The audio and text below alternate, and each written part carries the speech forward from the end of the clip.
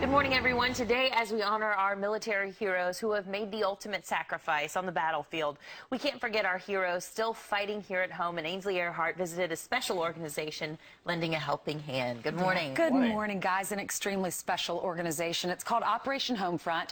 It provides free temporary housing to military families all across the country, and they do it without any government funding. I had an opportunity to meet two of the families that are living in one of the villages in San Antonio. It's easier to see the light now.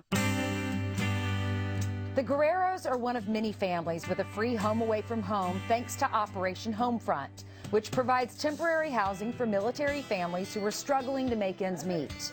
Every single one of the veterans dealing with some kind of PTS issue, I'd say probably 20–25% have some form of traumatic brain injury.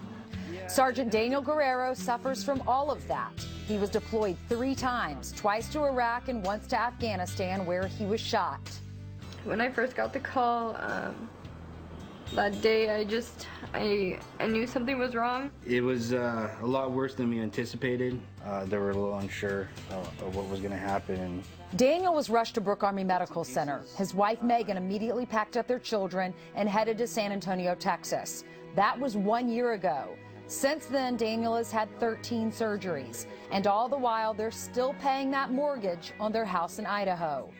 If nobody would have told us about this place, I don't know what we would have done. There are 3 Operation Homefront villages around the country. The one here in San Antonio houses 27 families. The Guerreros live next door to the Sanchez family.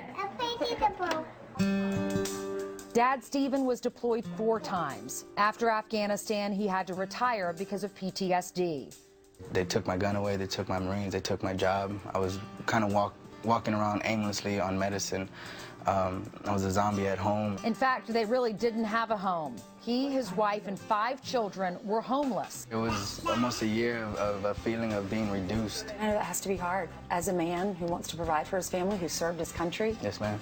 It was on you. It's night and day from military life to civilian life, and we didn't have the tools that we needed when we first got out. With financial counseling, the Sanchez family is on track now to buy their first house. It gave us a sense of security. We're gonna stop spinning our tires. You know, we're gonna be okay. All thanks to private donors like rock star Brett Michaels. He gave 7 homes to Operation Homefront, and after a visit to San Antonio's village, he invited the families on stage for his concert.